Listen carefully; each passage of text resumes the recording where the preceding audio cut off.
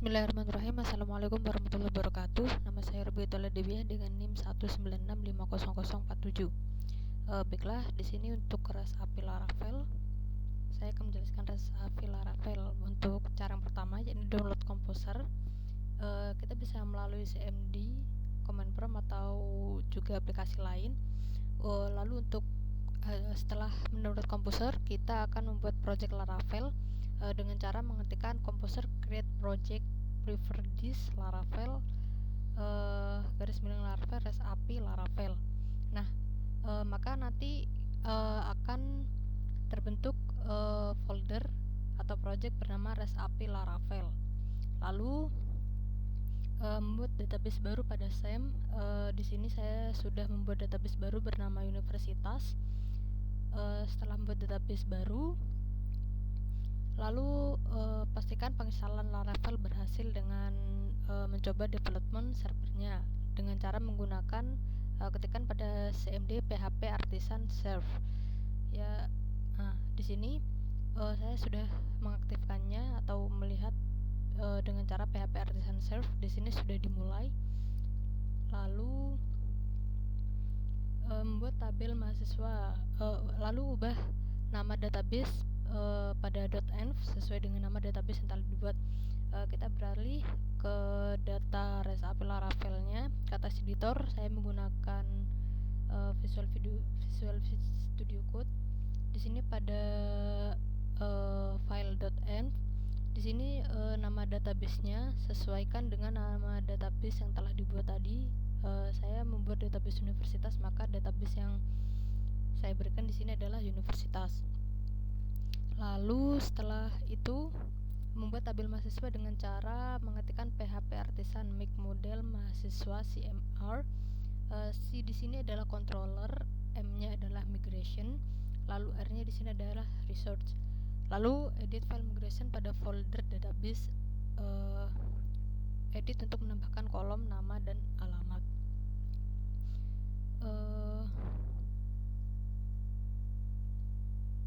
Nah, di sini pada folder database,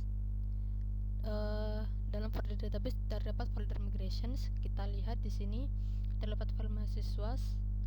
Di sini kita membuat tabel mahasiswa, lalu dengan kolomnya yakni ID-nya adalah menggunakan increment, lalu namanya adalah string, namanya menggunakan tipe data string, alamat juga tipe data string. Lalu setelah itu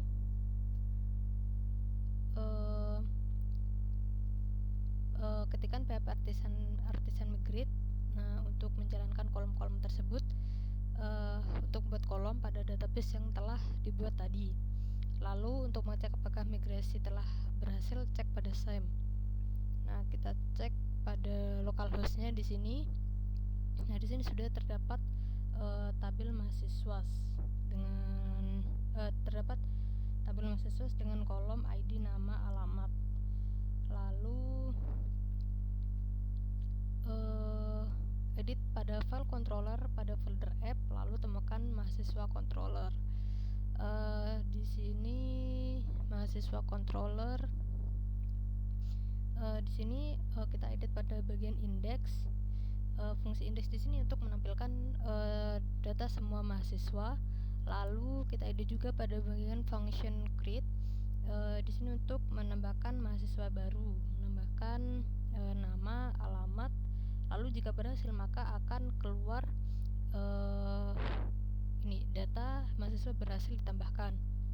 Lalu setelah itu kita edit pada bagian function update juga. Di sini untuk mengupdate data mahasiswa sesuai dengan ID-nya. Kita bisa update nama serta alamatnya. Lalu jika berhasil maka data mahasiswa berhasil diubah. Lalu pada function delete di sini akan menghapus data mahasiswa sesuai dengan ID-nya. Jika berhasil dihapus maka akan keluar data mahasiswa berhasil dihapus. Lalu setelah itu edit file api.php pada folder routes. Panggil controller mahasiswa terlebih dahulu, lalu mendefinisikan URL api.php. Di sini kita controller mahasiswa terlebih dahulu. Di sini saya sudah memanggil controller mahasiswa, lalu di sini mendefinisikan URL, yakni URL-nya adalah mahasiswa controller index. Untuk get di sini atau mendapatkan data, di sini gunanya untuk men-show atau menampilkan data, lalu post di sini, post dengan URL-nya mahasiswa. Di post di sini untuk menambahkan data mahasiswa, lalu untuk put di sini untuk mengedit data mahasiswa sesuai dengan ID-nya. Begitu juga dengan delete di sini untuk menghapus data mahasiswa sesuai dengan ID dari mahasiswa tersebut. Lalu kita membuka Postman. Nah, untuk Postman di sini untuk menampilkan data bisa menggunakan get, post untuk menampilkan data bisa menggunakan get, post untuk menambahkan data, put untuk mengedit data, serta delete untuk menghapus data. Baiklah, langsung ke Postman. Di sini saya di sini untuk URL-nya menggunakan 127.101.28000/mahasiswa, lalu kita send.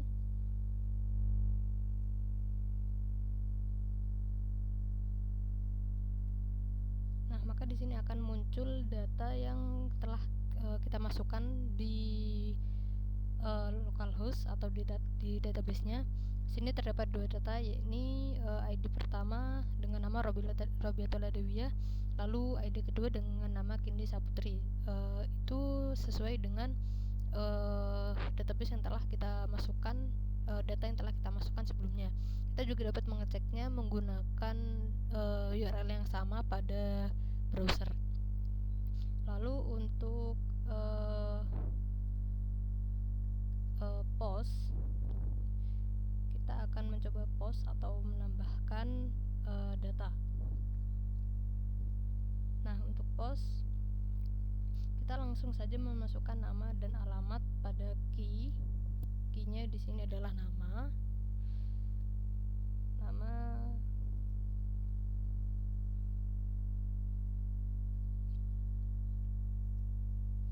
dan alamat.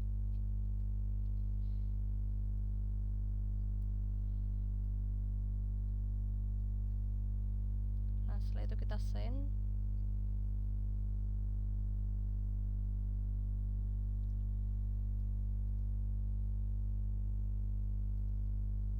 Nah, maka data mahasiswa berhasil ditambahkan. Kita coba get lagi, kita cek.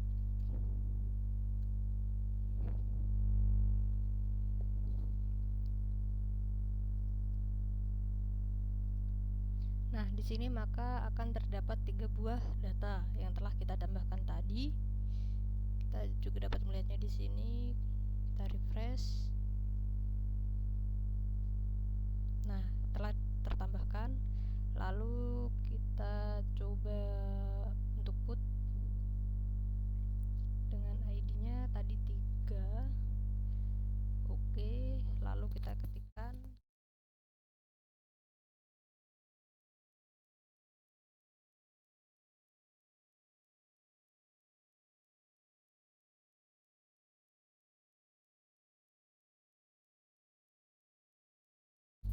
Lalu kita send.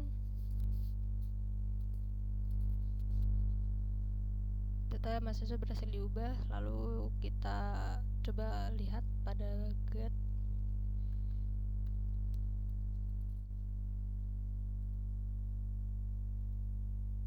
Nah, data mahasiswa berhasil diubah Lili Bali. Oke.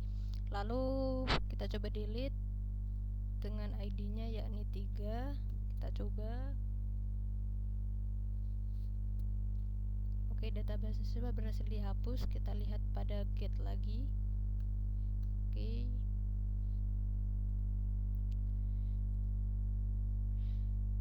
Nah, maka data siswa berhasil dihapus. Mungkin cukup sekian dari saya. Wassalamualaikum warahmatullahi wabarakatuh.